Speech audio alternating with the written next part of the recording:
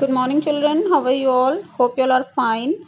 So today we are going to start our third chapter, that is understanding quadrilaterals.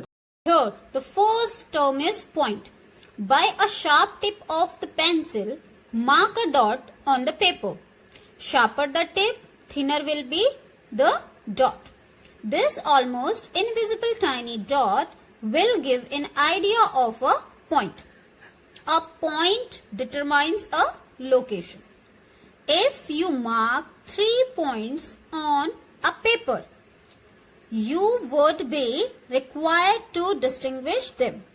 For this, they are denoted by a single capital letter like A, B, C.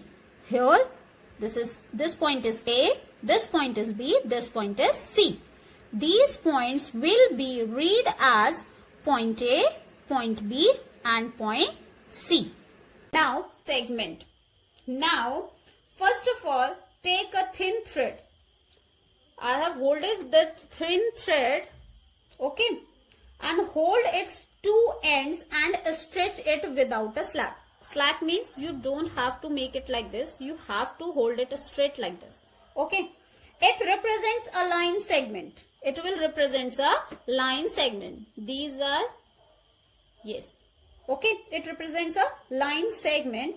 The ends held by hands are end points of the line segment. These two are the end of this line. So, a line segment has two end points. We can measure the length of a line segment. It is a part of a line. What is it? It is a part of a line. A line segment is named by its two end points.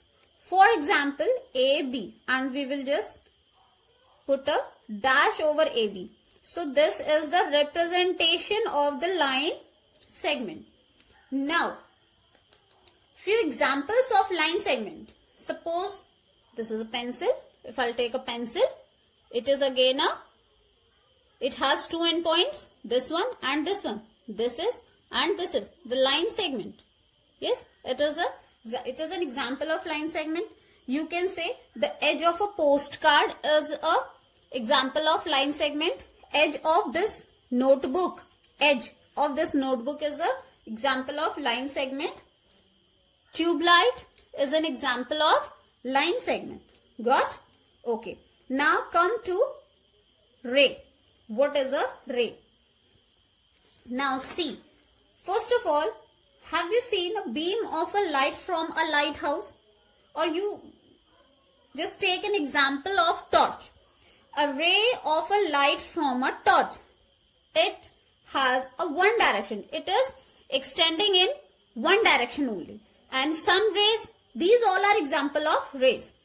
A ray is a part of a line that has one end point and goes on infinitely in only one direction. We cannot measure the length of a ray. See this one. A ray is shown by like this, like an arrow. So it has this is an initial point, means a starting point, and it will increase indefinitely in one direction. Okay. Now,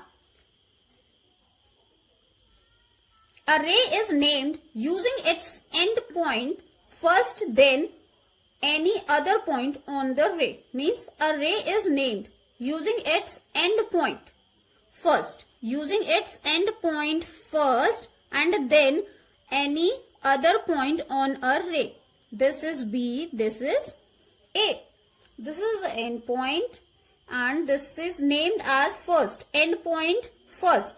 Then any other point on the ray. So this is the end point and this is, okay, another point. So it is denoted by B, A. Okay.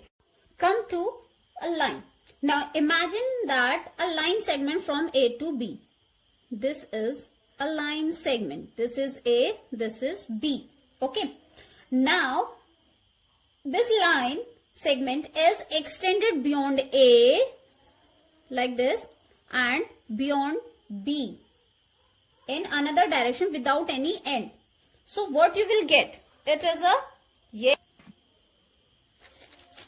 It is a model of a line. Okay. So, a line is defined as a line of point that extends infinitely in two directions, which is shown by the arrowheads. These are the arrowheads. It means it is, yes, it is increasing, means it is extending in both the direction. So a line is defined by 2 points on the line and has only one dimension. One dimension means it has only length. Okay, it has only length. Now come to the intersecting line. What are intersecting line? If two lines have one common point, they are called intersecting points. Okay. Now look at this diagram.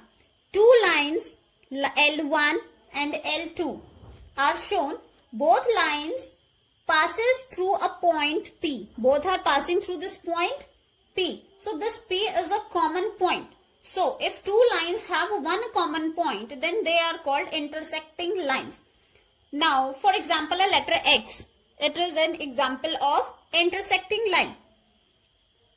Crossing roads are also example of intersecting line. Okay. What now next is parallel lines. What are parallel lines? Parallel lines are lines in a plane which do not meet, are said to be parallel lines. Okay. Now this is the diagram of a parallel line. If two lines L and M are parallel, we write L parallel M. Got? We write L parallel M. Now, where else do you see parallel lines? Can you tell me? Yes, the opposite edges of a ruler, that is scale, your scale which you use to measure, that ruler you use to measure, its opposite edges are showing the parallel lines. And what? Railway tracks. Railway lines are also example of parallel lines.